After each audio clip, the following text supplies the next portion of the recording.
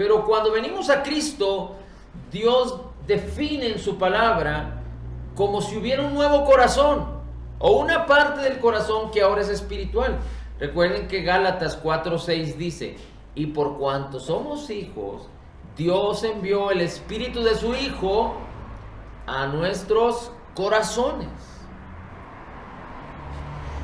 Romanos 5:5 dice que hemos recibido el amor de Dios por el Espíritu Santo que nos fue dado. Hemos recibido en nuestros corazones el amor de Dios por el Espíritu Santo que nos fue dado. Pero el Espíritu, el amor, el Espíritu de Cristo y el amor que es Dios mismo, Cristo es amor, no pueden ser uno con mi alma. No pueden ser uno con mi cuerpo. ¿Con qué va a ser uno el amor de Dios, o con qué va a ser uno el Espíritu de Cristo en mí? Con mi nuevo espíritu creado en la justicia y santidad de la verdad. Es el creyente que ahora es nueva criatura en Cristo. ¿Sí?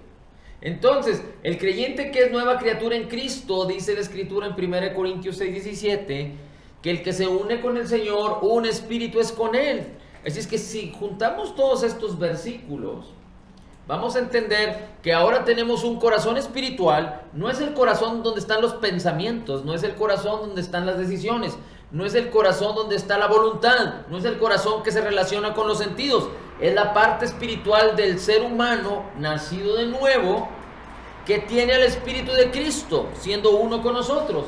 Es el corazón que tiene el poder de producir lo que se ha sembrado. Es el corazón que tiene el poder de producir lo que se ha sembrado. Ok, ahora, si hablamos de lo que debe ser sembrado, vamos por favor a ir a otra escritura que viene en Pedro, en una de las cartas del apóstol Pedro, y es Primera de Pedro 1:23. Primera de Pedro 1:23. ¿Qué dice?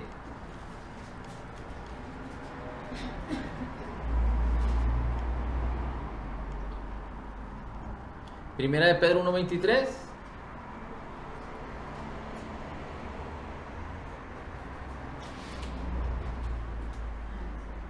Siendo renacidos no de simiente corruptible, sino de incorruptible, por la palabra de Dios que vive y permanece para siempre. Siendo renacidos no de simiente corruptible, sino de incorruptible, por la palabra de Dios que vive y permanece para siempre. ¿Sí, verdad? Ok, entonces los creyentes nacidos de nuevo fuimos renacidos o nacidos de nuevo porque la palabra de Dios fue sembrada. Por causa de la palabra nacimos de nuevo. Ahora, cuando la Escritura habla en Marcos capítulo 4, por ejemplo en el versículo 28, dice que la tierra produce por sí misma. Así es que tenemos un nuevo corazón que es una nueva tierra. Y si lo que hay que sembrar es la semilla, y si la semilla es la palabra, entonces cuando nosotros sembramos la semilla de la palabra o la palabra en nuestros corazones, no sabemos cómo, pero el corazón va a producir, sin que sepamos cómo, sin que metamos, digamos que causemos que suceda, pero va a producir la hierba, la espiga, el grano, el fruto y el grano en el fruto. En otras palabras, ¿qué significa sembrar la semilla en el corazón, en el nuevo corazón que tenemos? ¿Qué significa sembrar la palabra? ¿Cómo podemos sembrar la palabra en el corazón? Nosotros queremos vivir en salud, en bienestar, en alegría, en prosperidad, en libertad, en aceptación, en victoria, en gloria, en bendición, en amor, en perdón, en la vida de Cristo, en el gozo, en la plenitud, en la alegría, pero no podemos vivir nunca de estas maneras si primero una semilla no se siembra en el corazón para que produzca. En nuestro corazón se encuentran todas estas cosas que ya hablamos. En tu corazón, si eres un creyente nacido de nuevo, se encuentra la aceptación, la gloria, la bendición, la salvación, el amor, el perdón, la gracia, la justicia, la prosperidad, el poder para hacer las riquezas, la salud, el bienestar. En tu corazón se encuentran todas estas cosas.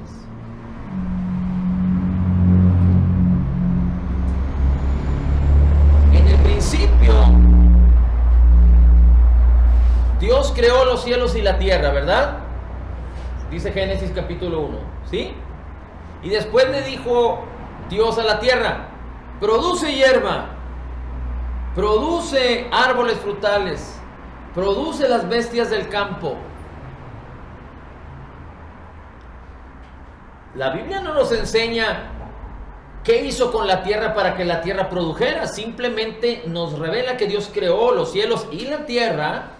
Y una vez que la tierra fue creada, mira, no sé. Mira. Buenas noches, disculpe. Mira. ¿A qué hora es el horario de servicio? Entonces, es importante que podamos entender que cuando Dios creó los cielos y la tierra, no nos enseña qué fue lo que creó respecto a la tierra, pero sí nos dice la palabra que Dios creó la tierra y después le dijo a la tierra: produce plantas, produce hierba, produce animales, y la tierra produjo. Y Dios causó de una manera maravillosa que hubiera semilla en lo que se producía, tanto en las hierbas, en las plantas, en los árboles, en los animales, para hacer el ciclo virtuoso de reproducción. ¿Sí? Pero Dios Dios creó de tal manera la tierra que en la tierra estaba todo el contenido, si lo quieres llamar así, herbívoro, plantívoro, arbolívoro. En la tierra estaba todo el contenido que después fue producido.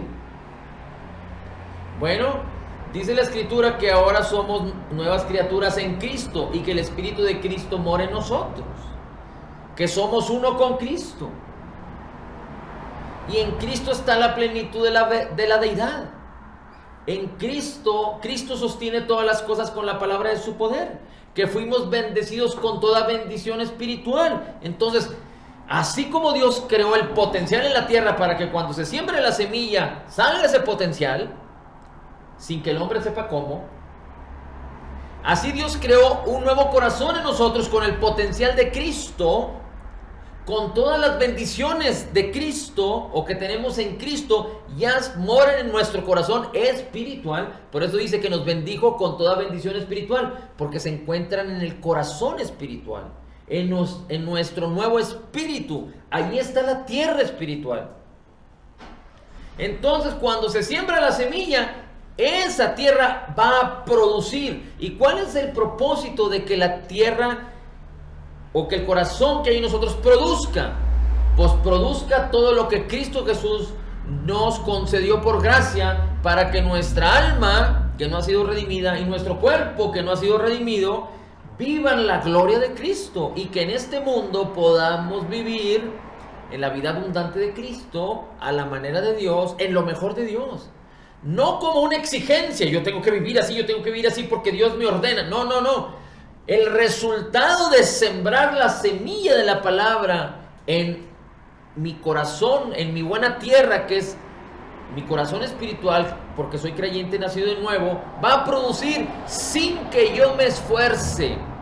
Va a producir toda la capacidad, la plenitud que hay en mí por causa de Cristo. Ahora, si siembro una palabra de victoria, Bueno, voy a poner un poquito más específico. Si siembro una palabra de sanidad o de salud, ¿va a producir prosperidad económica? No necesariamente. Si siembro una palabra de sanidad y de salud, va a producir sanidad, salud y bienestar. Si siembro una semilla de prosperidad, va a producir prosperidad en mi vida. Si siembro una semilla de aceptación, va a producir, me va a hacer entender que soy aceptado. Si siembro una semilla de que fui redimido del rechazo para vivir la gloria de Cristo, va a producir en mi alma, en mi cuerpo, la virtud, el gozo, la gloria de Cristo. Entonces, el punto importante aquí es que no podemos querer vivir de una manera sin hacer lo necesario para cosechar lo que... Es decir, yo no puedo tener un campo y querer al año comer del fruto de los manzanos y comer manzanas si no siembro una semilla de manzana y espero en el proceso a que crezca el manzano y que dé fruto. No sé si me explico. Así es que muchos creyentes quieren vivir la vida abundante de Cristo, pero nunca siembran la semilla para que la semilla produzca fruto. El reino de Dios así opera. La semilla tiene que sembrarse. Cristo vino a decir, el reino de los cielos se ha acercado, el reino de Dios es semejante a... El reino de Dios opera así, a través de una semilla que tiene que ser sembrada. Y la semilla es la palabra de Dios. Por eso es tan importante que sembremos palabra en nosotros, en nuestras vidas, en nuestros corazones. El Señor Jesucristo dice en Juan capítulo 6, las palabras que yo os hablo son espíritu y son vida, la carne para nada aprovecha. Romanos 8 dice el apóstol Pablo que los que ponen su mente en las cosas de la carne encontrarán muerte, pero el que pone la mente en las cosas del espíritu tendrá vida y paz. Así es que, ¿por qué? Si la Biblia nos enseña que sembrar la palabra en el corazón y poner nuestra mente en las cosas del espíritu es vida, paz, salud, bienestar, aceptación, gloria, bendición, salvación, prosperidad, sanidad, salud, bienestar, todas estas cosas, ¿por qué el creyente sigue siendo negligente para sembrar la semilla? ¿Por qué el creyente sigue poniéndole peros al hecho de que el reino de Dios no opera de otra manera? Opera sembrando la semilla, y la semilla es la palabra, y la palabra no condena, la palabra salva, la palabra es vida, la palabra es útil para enseñar, para instruir en justicia, para exhortar o corregir si es necesario. En Proverbios 4:20, no lo vamos a leer otra vez, bueno, no lo vamos a buscar, pero dice: atiende a la voz de mis palabras, inclina tu oído a mis razones. Atiende a la voz de mis palabras o inclina tu oído a mis razones. Por ejemplo, el Salmo 107:20 dice: Dios envió la palabra y los sanó y los libró de todos sus males. Así es que es muy importante que aprendamos a sembrar la palabra y meditar la palabra de día y de noche, de día y de noche, de día y de noche. Estuve escuchando un video por la tarde respecto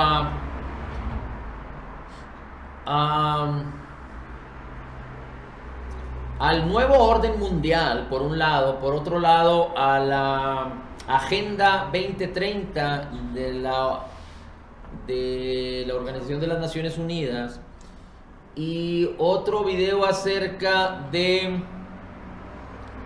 una inteligencia artificial que te ayuda a crear cuentos, historias, novelas. Tú le dices a esa inteligencia artificial algunos parámetros, algunas cosas que tú quieras, y esa inteligencia te puede crear un documento, te puede crear un historial ficticio o de acuerdo a la información que tú le des, tan verídico como tú lo quieras. Pero todas estas tres cosas el nuevo orden mundial, la Agenda 2030 y esta inteligencia artificial hablan acerca de causar, y yo creo que esto va más seleccionado a los infantes, a los niños o a los jóvenes, porque a los que somos más adultos es un poco más difícil, pero causar, atrapar sus mentes para controlarlos sin que las mentes de las personas se enteren, se den cuenta. Y ahorita creo que por ahí tengo el dato de que hay alrededor de 6,000 millones de celulares operando en el mundo. Hay cerca de 8,000 millones de personas y hay cerca de 6,000 millones de celulares operando en el mundo. Dentro de los 8,000 millones de personas hay bebés y hay personas de avanzada edad. Quiere decir que prácticamente, por decirlo así, las personas que pueden, digamos que ya tener raciocinio, posiblemente todas ellas tengan un celular. Y podemos ver cómo en ciertos jóvenes y en ciertos adultos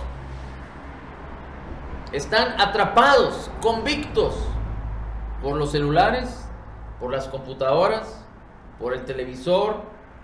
Es decir, sus mentes están atrapadas en la tecnología y en todo lo que esta tecnología les enseñe, y ya se está desasociando, o hay una desilusión, no, desociación de la familia, disolución,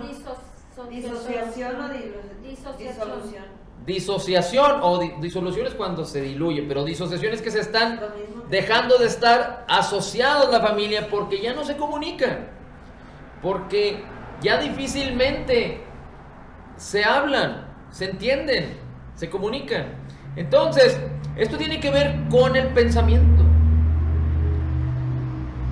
La parte del alma que dirige, que toma las decisiones para decirle al ser humano: siembra la palabra para que vivas en la vida abundante de Cristo y en lo mejor de Dios. O el alma es la misma que decide, la parte del alma que decide: vete al celular, vete a las redes sociales, vete a los videojuegos, vete a la televisión, vete a todo lo que es la tecnología. Es la parte que piensa. De acuerdo al sistema de pensamiento que el hombre tiene, es la voluntad del hombre. De acuerdo al sistema de pensamiento, de acuerdo a la manera de pensar del ser humano, es la voluntad que lo guía. Así es que si nuestro pensamiento no tiene la palabra de Dios, nunca vamos a poder ser guiados por el Espíritu Santo, por lo tanto nunca vamos a poder disfrutar vida y paz. Pero si lo que rige nuestros pensamientos es todo lo que tiene que ver con todo menos con la palabra, entonces vamos a encontrar el resultado final, que es muerte. Así lo dice la palabra, no lo digo yo, lo dice la palabra. Así es que por eso el enemigo de nuestras almas, el enemigo de la juventud, el enemigo de la niñez, el enemigo de las familias, que es Satanás, está ganando la mente de las personas para dirigir su voluntad a su antojo. Y por eso cuando nosotros somos diligentes y permitimos, cuando nuestra voluntad, nuestra alma decide: voy por la palabra, entonces debo sembrar la palabra, permanecer en la palabra. Recuerde, no podemos experimentar libertad si no conocemos la verdad. Si decimos que la verdad nos hará libres, no estamos siendo completos.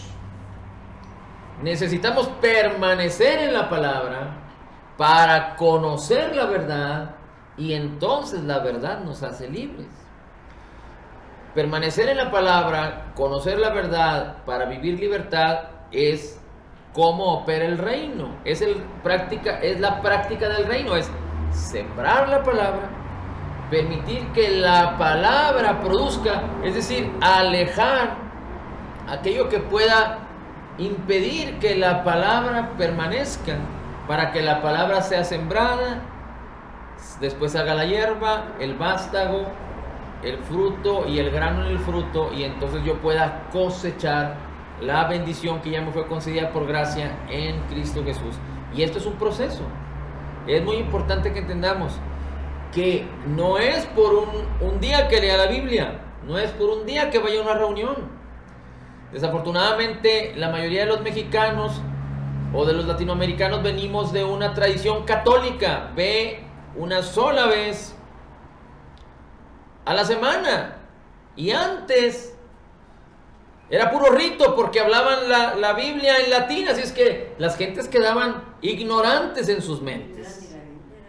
Entonces, aunque ahora se escudriña un poquito más, pero no es suficiente. Y desafortunadamente los cristianos que vienen del catolicismo en la última era, no es que el catolicismo fue desde el principio, no.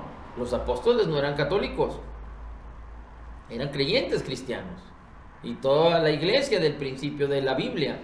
Pero después, más allá de la historia y más allá de explicar la razón por qué, el evangelio se empezó a predicar por el catolicismo y después vino el protestantismo. Así es que todos los creyentes de hoy en día, prácticamente de hace 200, 300 años, desde Martín Lutero para acá, vienen con muchas tendencias del catolicismo. Y el catolicismo se basaba por impedir que los creyentes conocieran, que las personas, los feligreses conocieran la palabra. Y la palabra es la única que nos puede hacer libres cuando nosotros la sembramos, permanecemos en ella y permitimos que dé su fruto a su tiempo. Así es que después vamos a estar viendo la integridad de la palabra, pero es muy importante que entendamos que nos urge tener un fundamento seguro, y el fundamento tiene que ver con la palabra de Dios y entender cómo opera el reino de Dios con la palabra. Cuando la palabra es la semilla y nuestro corazón nuevo, nacido de nuevo, es la buena tierra que está lista para producir la plenitud que hay en Cristo Jesús. Señor, te damos gracias por tu amor, tu bendición, tu bondad, tu gloria, tu palabra y la oportunidad que nos das de poder estar reunidos en tu nombre. En Cristo declaramos que somos total y completamente perdonados y sanados. En Cristo declaramos que somos perfectamente justificados. En Cristo declaramos que somos profundamente amados. En Cristo declaramos que somos altamente favorecidos. En Cristo declaramos que somos grandemente bendecidos. Somos la justicia de Dios en Cristo Jesús. Como tú eres, Señor, dice tu palabra, que así somos nosotros en este mundo. Somos la justicia de Dios en Cristo Jesús. Recibiendo la abundancia de tu gracia, el regalo de tu justicia, declaramos: todo lo puedo en Cristo que me fortalece. Amén, amén.